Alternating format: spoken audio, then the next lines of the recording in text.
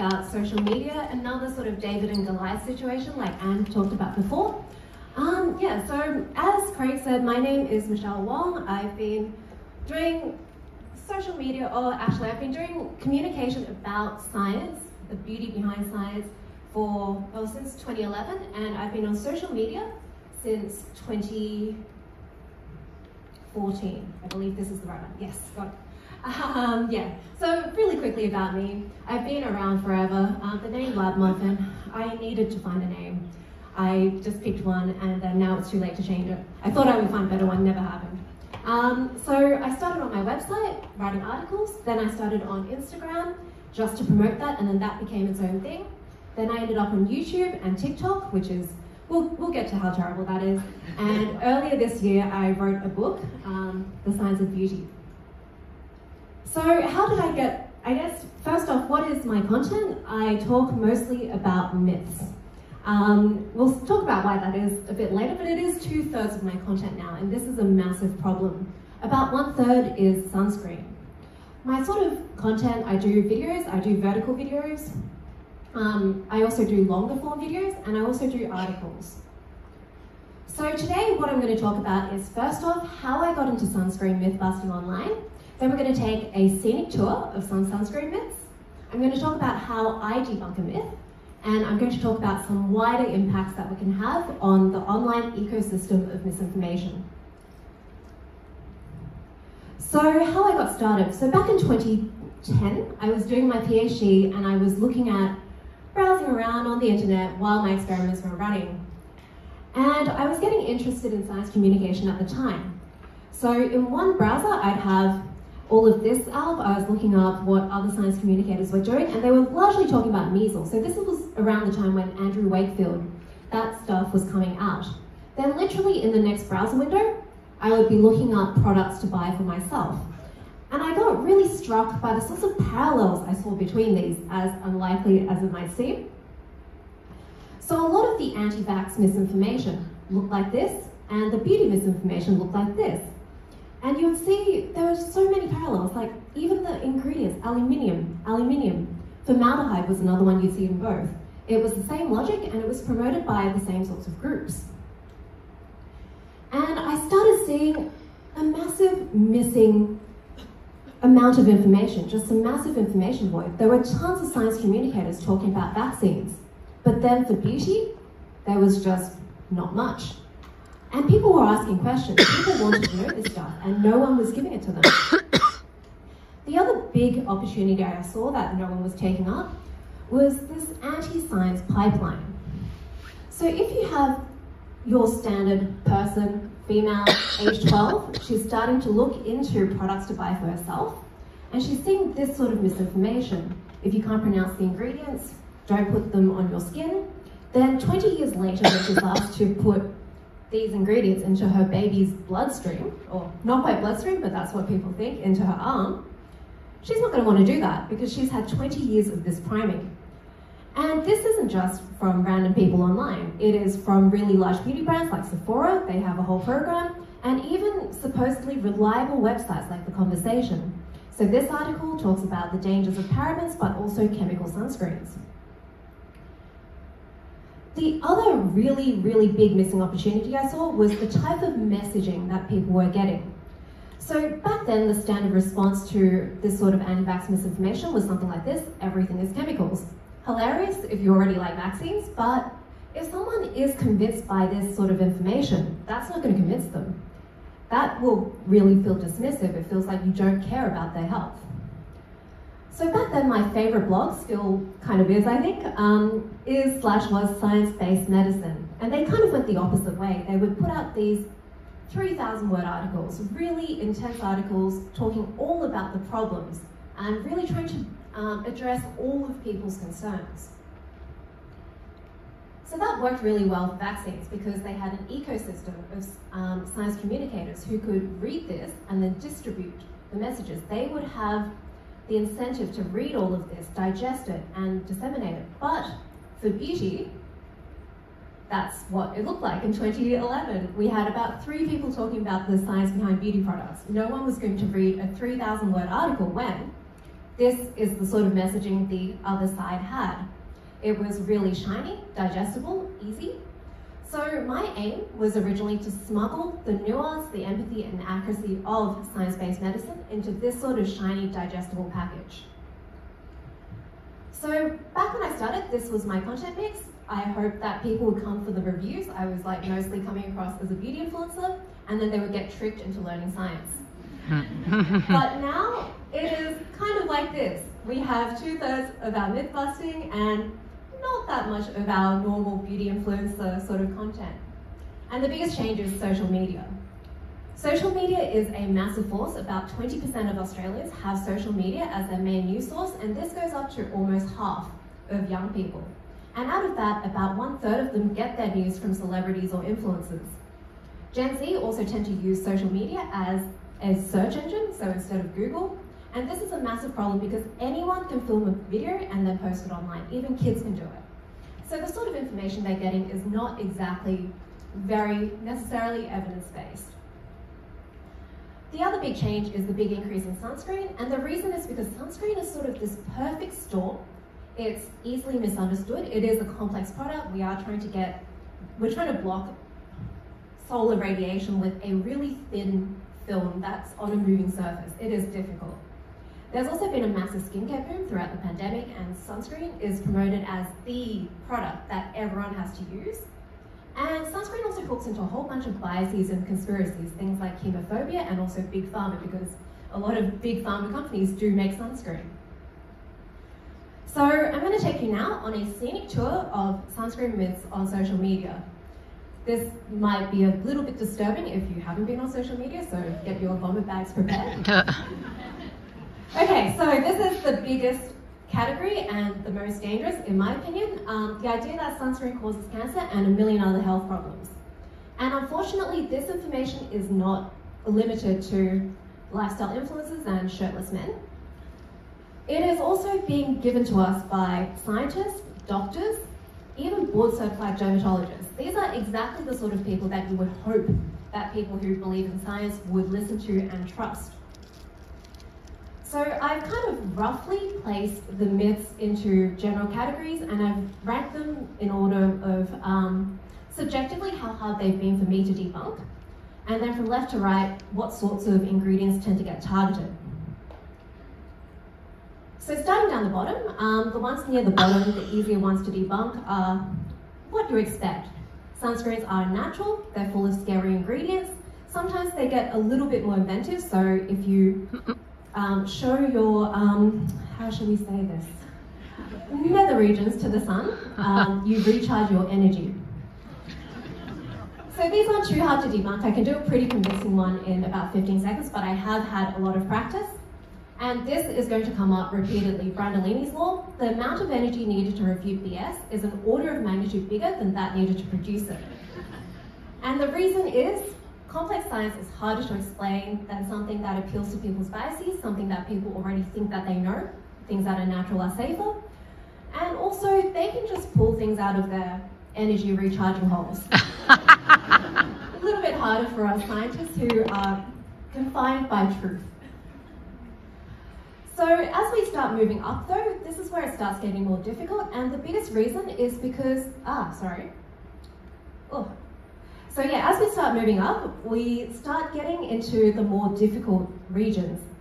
And if we look from left to right, it also starts to tend towards just older chemical sunscreens. But these ones are more persistent because, well, I mean, this is pretty much just the appeal to nature fallacy, but now we're starting to get more evidence to back them up. So there are there is evidence to show that these ones were or are valid concerns for a small minority of people, but on social media it is massively overblown. But because there is evidence, then people can use that to confirm their biases.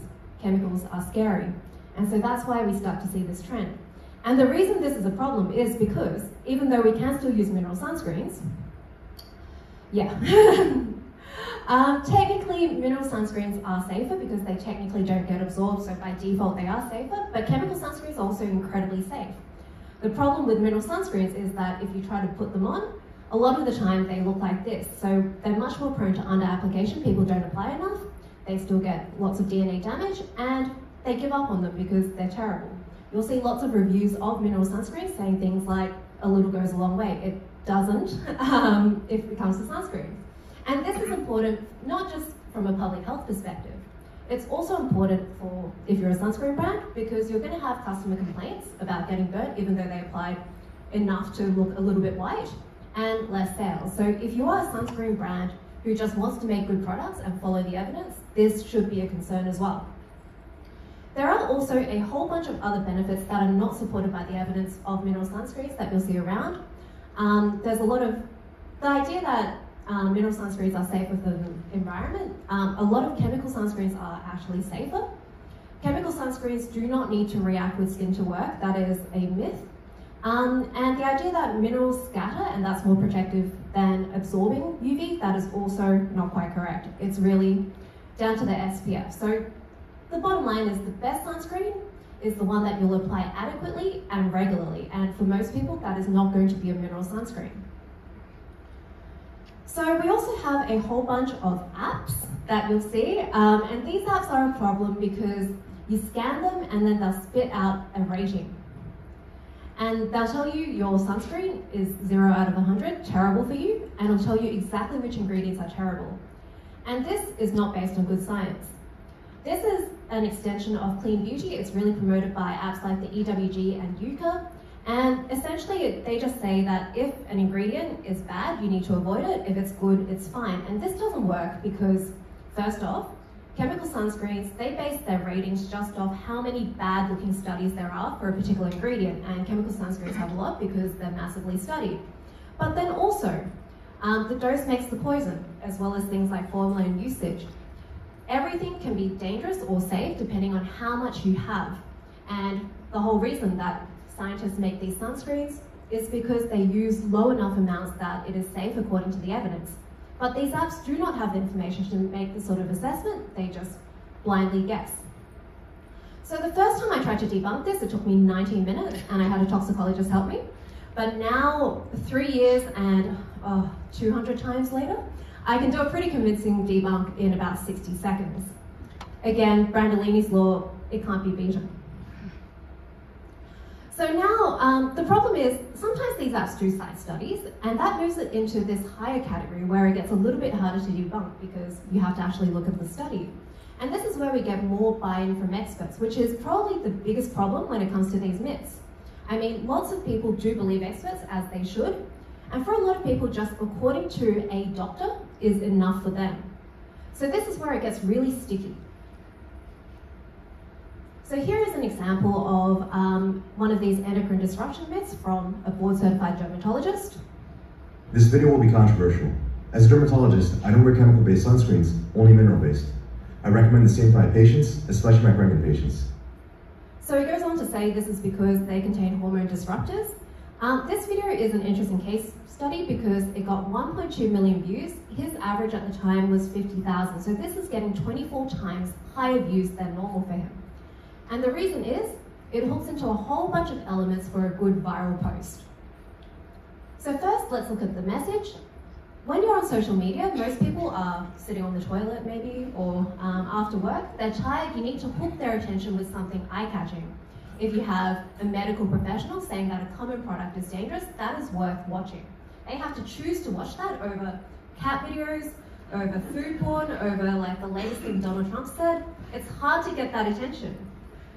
Videos that are quick to explain and easy to understand are also going to get better views because you want to get the message as quickly as possible. People will swipe off very quickly, and something that is easy to understand is more satisfying. So you get the main things: dermatologist chemical sunscreen is pregnant in the first 9 seconds. Super effective.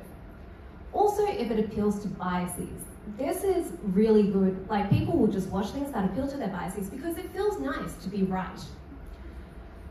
And also, seeing all of this repeated gives something called the illusory truth effect. The more times you see it, if it feels right, if it appeals to your biases, then that's going to feel like it's true. And this effect is so strong that you see it even when people know that this thing isn't true. Super, super powerful. We want to be rational people, but none of us really are. We all evolved from apes.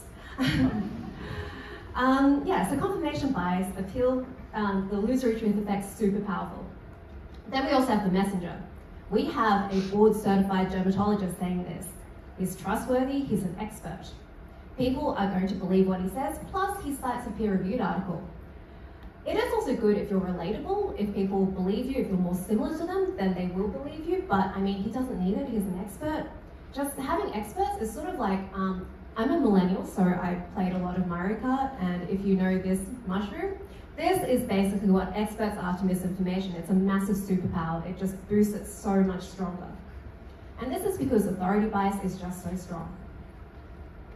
Then we also have the algorithm. So the algorithm is the inner workings of each social media platform. It decides which posts to push to other people. And in general, if it gets more interaction, it's going to get pushed. So this is things like liking, sharing, bookmarking. If you watch a video for longer, all of these are signals for that algorithm to push that post to more audiences. So if it taps into fear, if it's about a common product that might kill you, if it confirms your biases, then you're going to send it to people and say, hey, I was right. If it has actionable advice, if it has a list of things you need to avoid, and if it's got new information that you haven't heard from every other expert before. I mean, that also means that it doesn't have a good evidence base, but it is more likely to be saved and shared. So it's not just doctors. I tend to talk a lot about doctors because there are more of them on social media, but it is also scientists. So this is Dr. Andrew Huberman. You might have heard of him. He is a Stanford Associate Professor of Neuroscience. He has a massive following, 6 million Instagram followers, and he has said that he is as scared of sunscreen as he is of melanoma. These are all the supplements he takes. Sunscreen, regulated drug product in the US, supplements unregulated, often has contamination issues. And he's also said certain sunscreen molecules can cross the blood-brain barrier. You find them in neurons like 10 years after people have applied them topically. 10 years in your brain. So as far as I know, this study exists nowhere except when it came out of his mouth one time. But the number of people who have sent this to me, it has spread so much. I believe it got about 50 million views on Instagram. Lots of people have seen this, and because I mean he's from Stanford, they believed him. So happily he's walked that back slightly now, and he's just said, if you're concerned about sunscreen safety, with the implication that you probably should be, then you can just use mineral sunscreen, and we saw the problems with that before. It turns out the reason he's shifted is because he's talked to his own expert, who is a dermatologist. That's not quite the right expert for this. He should really talk to a toxicologist, but also seems like he's got a couple conflicts of interest. So he went on Huberman's podcast, 3-hour-long episode. About an hour in, he said he takes a supplement called sun powder. Great if you can't reapply your sunscreen. He says 20 minutes later, he helped formulate it. Then he also said it reduces your non-melanoma skin cancer risk by 30%. And again, great when you can't reapply, great when you're swimming, give it to my son. So a few problems. So this is the Instagram page for the sun powder. I'm pretty sure he owns it because his face is everywhere. Could have really disclosed that conflict of interest. And if you actually look up this study, it's a study from Australia, and the lead researcher has said this recommendation is not suitable for the general population. We don't have the evidence for it. Again, something that would have been nice if we got told this. But this is the sort of thing that is just going on all the time, and this is honestly a less egregious sample, which is quite disturbing.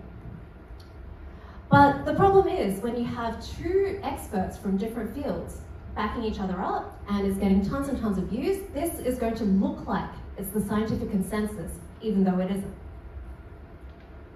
So moving on up, we're at this stage now, and we're getting to the one at the very top, the one that keeps me up at night, and I haven't quite solved, and you can probably tell because the slide got a lot uglier. I haven't really worked out what's going on. So this is getting much more prevalent, and I think a lot of people, even within the US and especially outside of it, should start getting worried. So as I understand the situation, in 2019 and 2020, the FDA did some studies and they found that chemical sunscreens were in blood.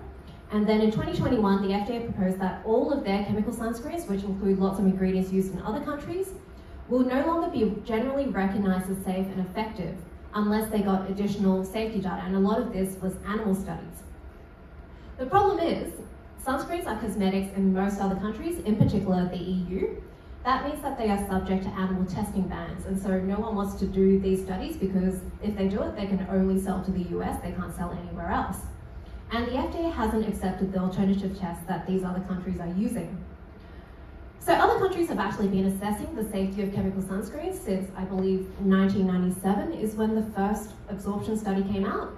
And they've been looking at that and they've been reconfirming that chemical sunscreens are safe. They still use them in tons of sunscreens. In the EU, the last assessments, I think they started their current round in 2021, so it is very recent. But the problem is the US has a massive cultural imprint online. So the problem is, how are we going to explain this without saying that the FDA just shouldn't be listened to? They'll be asking, why should we listen to you over the FDA, medical doctors, and the EWG? Then there's also the fact that if you say you can't trust the FDA on one thing, then they're going to ask about all the other things, vaccines. And then why should we trust other countries' regulators more? So yeah, this is a full headache going on. So after that very fun tour, I'm sure, let's go on to how to debunk this. How do we push back on this? So I'm going to talk about this at the individual myth level, as well as at the overall information ecosystem level, some bigger changes we can make. So how I debunk a myth, this is not the one way. I do get my information both from my own experience as well as some of the research, but there are many ways. So I find it best to firstly identify the myth clearly. You need to make it easy for the audience to work out which myth you're talking about, and for me, a lot of the time, I will literally just have this myth, truth, or I literally stick my face in front of the guy. I did not match my outfit on purpose. I swear I wore more than one jacket. So yeah, you have to make it easy to know what you're talking about. Otherwise, what I've discovered is if you don't identify it clearly, then half the comments will be like, oh, does this mean this video also isn't true? Which means they didn't realize you were talking about that video. Yeah, people need to make the link. It's hard to make that connection, especially again, scrolling on the toilet in their downtime. There was a bit of research showing that there might have been a backfire effect if you said the myth. That might reinforce it in people's brains. But it turns out it's not really an issue as long as you debunk the myth properly. And then after that, I will just state that the myth isn't true. So here's an example of a video I did, a 60-second video debunking this guy who is a psychiatrist making a DIY sunscreen. So I had a snippet of his video, can't really do his voice, but this is all it takes to make your own animal-based sunscreen. I should have just put the video there, would have made our lives a lot nicer. Then I refuted, this is terrible advice, homemade zinc oxide sunscreens do not work that well, so we're at 8 seconds now. Yeah, so myth or fact first. The researchers on misinformation found that if you say the fact first, so if you say DIY sunscreens don't work that well, people retain that a lot better. But one of the big problems I found with the research is that sometimes it's hard to apply to a particular situation. So even though that might help people remember it better, there is a big algorithmic advantage to having the other person's video first. First off, a lot of platforms have their own way of stitching a video. That means you take a snippet of someone's video and then you record your video afterwards. And this means that your video will actually get pushed out to more people who saw the original. We definitely need this algorithmic advantage because of all these issues we saw before. It's really hard to get the science to get all of these. The other big advantage is even if you don't have that special algorithm thing going, you can still then hook basically as something that we call honest clickbait. So you can have basically a doctor saying something wild as the start of your video while also clearly signaling that you are going to debunk it, which is extra drama. People love drama, so extra hook.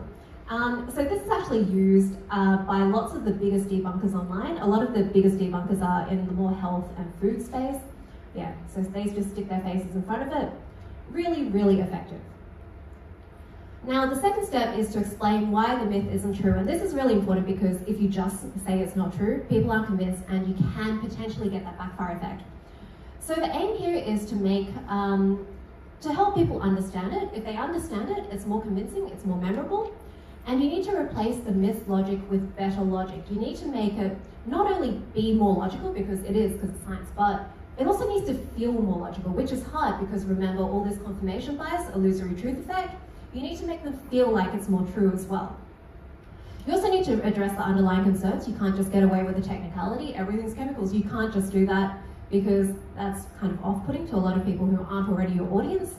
I also find it useful to preempt any questions and objections. So something that might come up, because otherwise, again, you get tons of comments of that. And a lot of people, if there is some element that you're missing that you don't seem to be talking about, people will just get distracted by that, and that negates everything else you've said.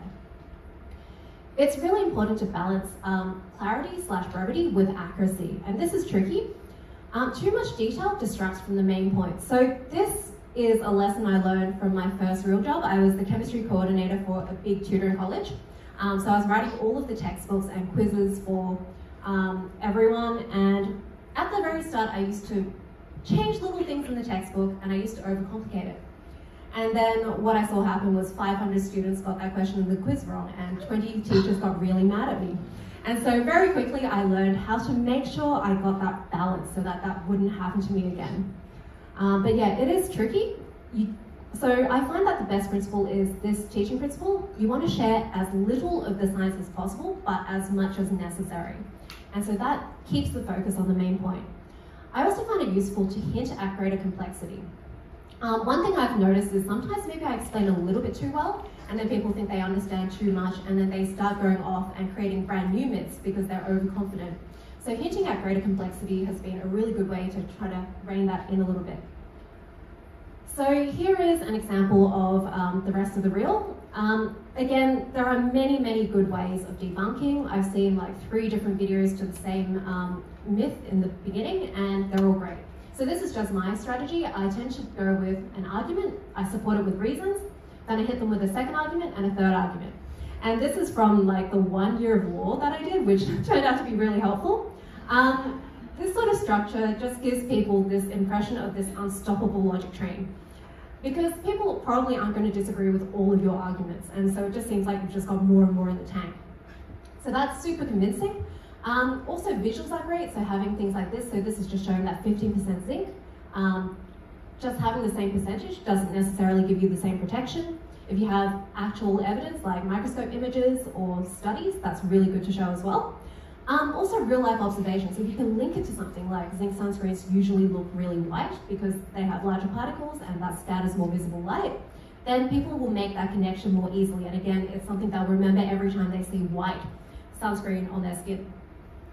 So right now we're at 56 minutes and we've managed to jam all of this. Again, I've had a lot of practice. I write my script and then I delete single words until it fits. Then finally, I like to reinforce the fact, have a quick conclusion. I like to make it memorable and add a bit of personality. So I'm a bit of a smartass, so I try to make it a little bit smartass. So for this one, at the end I said, so this is really just an animal-based diaper cream. And the thing I also like about this, as well as memorable, is that people tend to talk about it in the comments, and then so if someone missed it or didn't watch to the end, they might re-watch it and try to get them to stay and engage with this a bit more than the misinformation. Again, not the only way, lots of different ways, but that's my approach. A few other best practices: inoculation and pre-bunking. So the biggest problem with debunking is that it's not very scalable. Brandolini's law, always. There's always more misinformation coming out than we can deal with, and misinformation is sticky. It sticks in people's brains. You try to debunk it a few times, they will still believe it. So preventing it from getting believed in the first place is always better. So inoculation comes from the idea of vaccines. You can try to inoculate people against misinformation before it gets to them.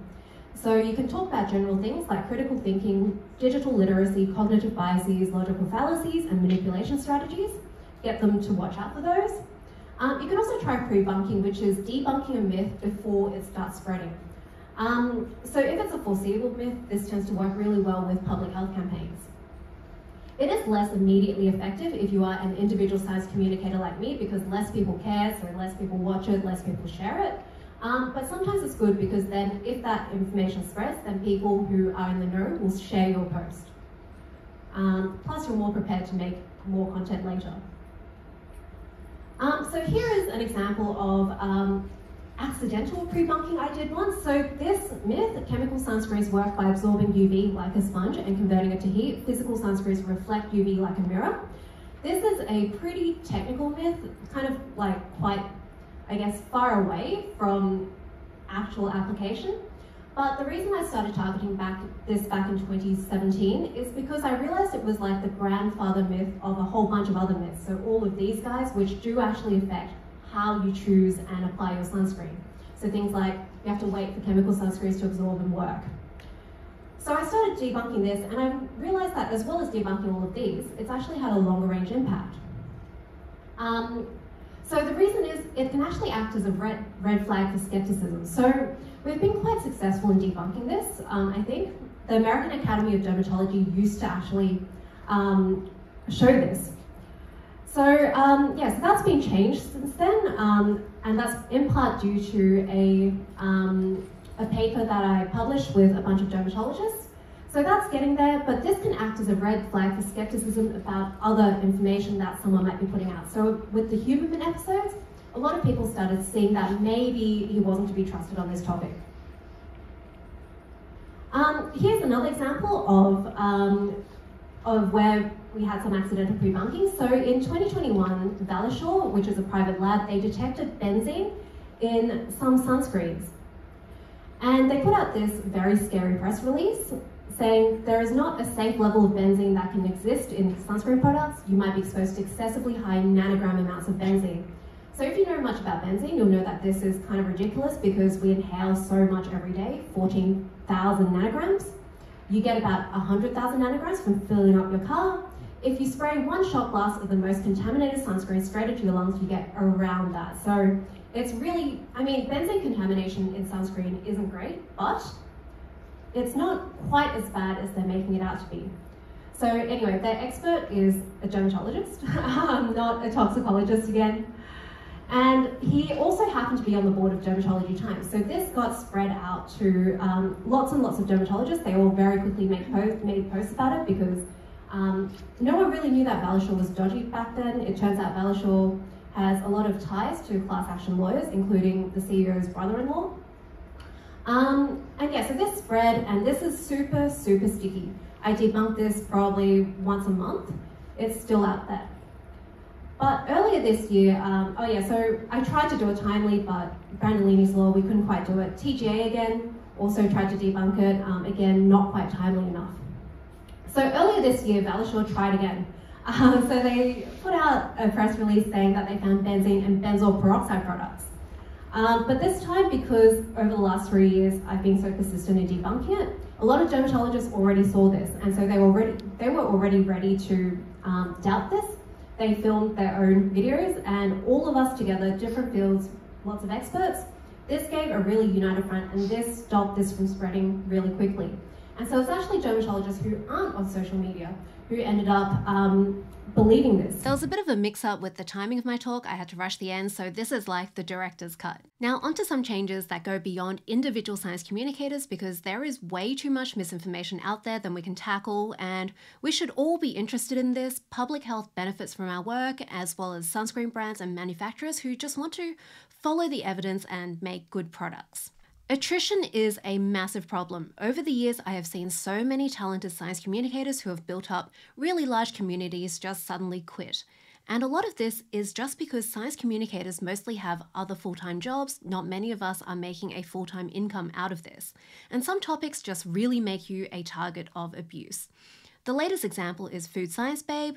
She has a giant TikTok audience. She has about 1 million followers combined on Instagram and TikTok. She's been making content about food for about 6 years, and this is a massive loss to public health because not only are we losing all of this talent and skills that she's built up, as well as that extra impact of just having an expert debunking misinformation on social media, we are also losing all of the connections and trust that she's built with her audience, and a lot of her audience are probably debunking myths in their social circles as well.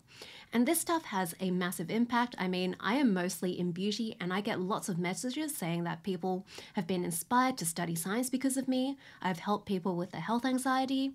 People have shared my videos with their friends, and I've even convinced some people to get their kids vaccinated.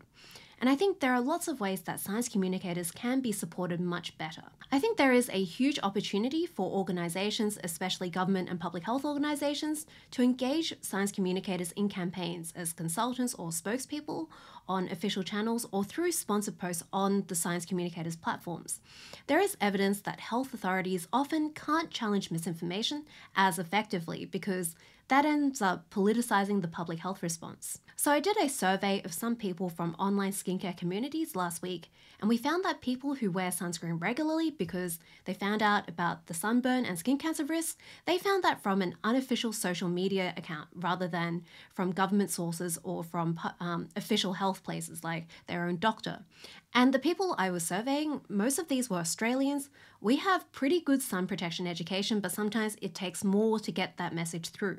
There are also a few science communicator-led initiatives that are trying to solve this attrition problem. So Beauty Psychom is the social enterprise that I started with my friend Jen to try to combat this attrition problem. We are both full-time independent science communicators, and we just want to make it easier for other science communicators within cosmetic science, which includes sunscreens, to get to where we are. We try to get external funding sources so that we can make it free for the creators. Our education partner Changer Studios has done a few similar YouTube-focused courses that have partnered with external organizations on climate and sustainability, as well as for educational YouTubers. A new not-for-profit is Cirrus Health. This was started by Derek Barris of Conspirituality. That's a podcast, you might have heard of it. They are looking to build a library of science communication that's more, focused on health science communicators. Now, experts who don't want to post on social media can also help out a lot. I've had experts help me out so many times on different types of content. Here are just a few of them. A couple of you are actually at this conference. And this has been so incredibly helpful. Again, just having that information out there and showing a unified front. I've also had experts check over my scripts before filming, and some of them will just send me useful resources that they come across, which is so helpful. At Beauty Psychom, we try to point journalists and science communicators in the direction of relevant experts, especially if there's a breaking news story. If you are an expert or your organization has experts who are willing to help out and provide expert commentary, please reach out and we can add you to our expert directory. And of course, this can be great publicity for your organization too. I think there is a lot of potential with public health campaigns on social media with more innovative approaches. Back in the day, you could just stick an ad on TV and then everyone would see it, but that doesn't work so well on social media where everyone is in, what they call filter bubbles. But we still do have big cultural moments sometimes through things like memes and trends, and I think this is a great way to get the wider community involved. In Australia, I think we could definitely revive some of the older public health slogans that have become really iconic. I really think we can get some great social media trends happening with things like slip, slop, slap, and tanning is skin cells and trauma, no hat, no play. We also need to incentivize good information. A lot of young people on social media want good information. They realize that a lot of the information they're getting is misinformation. It doesn't make sense. It doesn't hold together well. I've had a lot of really in-depth, nuanced, dense videos do really well on TikTok, which we kind of think of as the worst platform for misinformation. And I get so much good feedback from really young people. And there are lots of science communicators and general influencers making good content as a hobby. I think as humans, it is part of our nature to want to help other people out. So my friend Hannah English, for example, her background is in pharmaceutical science. She started a campaign called Today's SPF, which encouraged people to share the sunscreens that they were using to try to help people find the sunscreen of their dreams.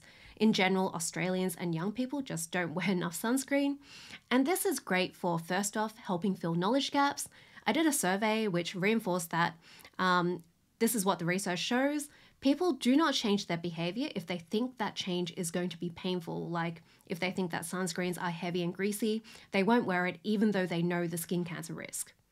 Also, just seeing people putting on sunscreen and making memes about being that sunscreen person is really good for shifting norms and overall just making sun protection cool and hopefully cooler than tanning. And sometimes there are accidental disincentives. So for example, in Australia, there's been a ban on testimonials for therapeutic goods from influencers who have gotten free samples, and this includes sunscreens.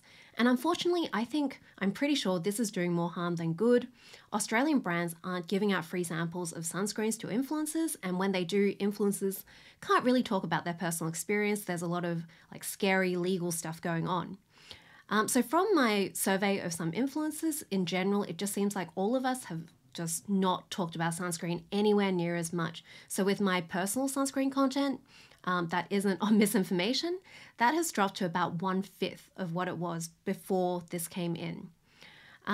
And I mean, this wasn't intentional. I mean, I am a huge champion of sunscreen. But what one influencer I talked to said is this quote, which I agree with. Initially, we thought there would be less misinformation, but so much of it comes from overseas that this has barely made any sort of dent. And now the main impact is that we just can't really champion sunscreen properly and fill those knowledge gaps and shift the norms to get people to wear sunscreen more often in line with what our health authorities are recommending. Ultimately though, I think what we really need is better regulation of misinformation. Communicating the science can only do so much with things like Brandolini's law and accuracy holding us back. We need legislative changes to force platforms to improve moderation. We need stricter regulation of misleading advertising. And professional societies do need to give more updated and better guidance for how to conduct yourself on social media. So back in 2021, I got flooded with questions about a dermatologist saying that chemical sunscreens cause kidney disease and birth defects. I asked him if he has sources, and it turns out it was just some random thing he remembered from 12 years ago. And I'm still getting questions about this like 3 years after that happened. One expert just not really understanding how to use social media responsibly can do a lot of damage. So my takeaways, I guess, from my talk, social media misinformation is a serious problem. It needs much more attention. And we also need to focus on misinformation and inoculation, as well as traditional science communication, which is what I think a lot of public health organizations are currently doing. Independent science communicators can have a massive impact, but we need a lot of support if we want this to have more of an impact. I think there's a lot of waste going on. And I think we can create a social media environment that is more hostile to misinformation with a combination of having more independent communicators being supported and having a greater impact with the work they're doing, more up-to-date, innovative public health messaging, and also regulation of social media. Thank you.